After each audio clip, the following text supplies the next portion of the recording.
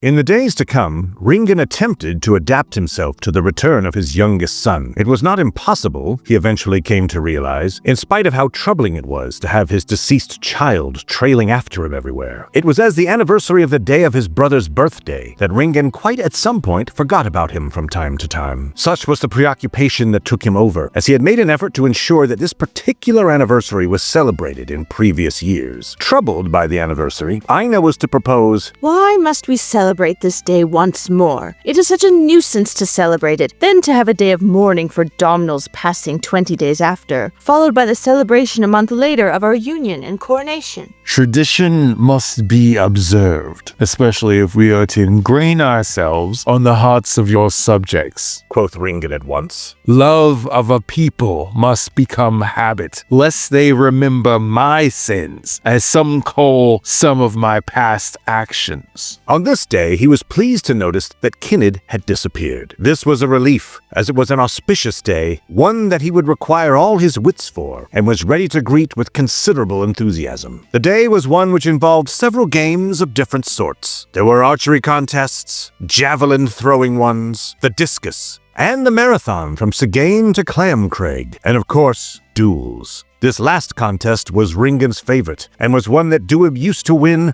more often than not in years past. This year saw the archery contest presided over by Padrig, the archery victory going to the son of a cloth merchant, to the bewilderment of a great many. The youth in question was one who swept the victory and was offered a position on Padrig's guard, a position which he refused, to the disappointment of the prince. The rest of the victories went to a number of guards, the same ones who had won the previous year, so Ringan felt a considerable amount of satisfaction at this knowledge. It pleased him greatly to think that he had none save the finest guarding him and his kinsmen. What truly stunned him, though, was when the duels ended. Beginning 4 days after the birthday of his late brother, this celebration was the grandest and most anticipated. It was always something that the region of Sigane, as most still called the region, awaited eagerly. Modeled after the jousts of the distant mainland where the 12 kingdoms dwelt, it was a contest that the proud father had noticed since first established in Domhnall's reign, always saw Duib as the victor. This year, though, did not see Duib win the contest, but an unknown man from the lands of Strothairn in the south. The man in question was a lowly sellsword. After he had beaten down the prince and made him surrender, he proclaimed to the monarch before the whole of the gathered village, "I proclaim this victory in the name of me, Laird,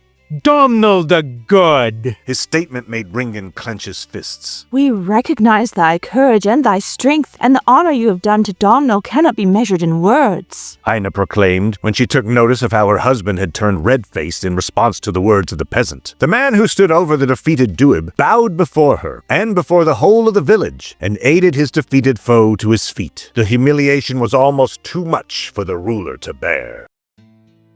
To have Duib defeated by some gutter snipe, some low-born whelp who proclaims of all names of Domhnall. Ringan raged later in the confines of their chambers, pacing the floor as he was wont to do. And for you to recognize him as champion, and to pass along to him the trophy, was all the worst. "Think of my shame," snorted Aina as she climbed into bed, exasperated by his continuous pacing and raging about Duib's loss. And you rewarded him. "Enough of that, my love. We had to. It's a contest, after all." Aina grunted, losing patience, wherefore she asked of him, "Do you intend to join me tonight or not?" I should think not. Ringan snapped before he could restrain himself. When he saw how she intended to leave, he swallowed his temper. Fine, I will, though we shall discuss this once more on the morrow. Aina let slip a frustrated sigh, hardly enthusiastic for this promise of a further argument, when all she wished was to let the matter rest. Hurrying over to join her in the bed, keen to make love to her for the first time in some time, it was when he had positioned himself above her, moving gingerly out of respect for her pregnancy, that he glanced to one side, keen not to fall over off the bed. It was at that moment that he was startled to discover someone standing over him. A sharp cry escaped his lips.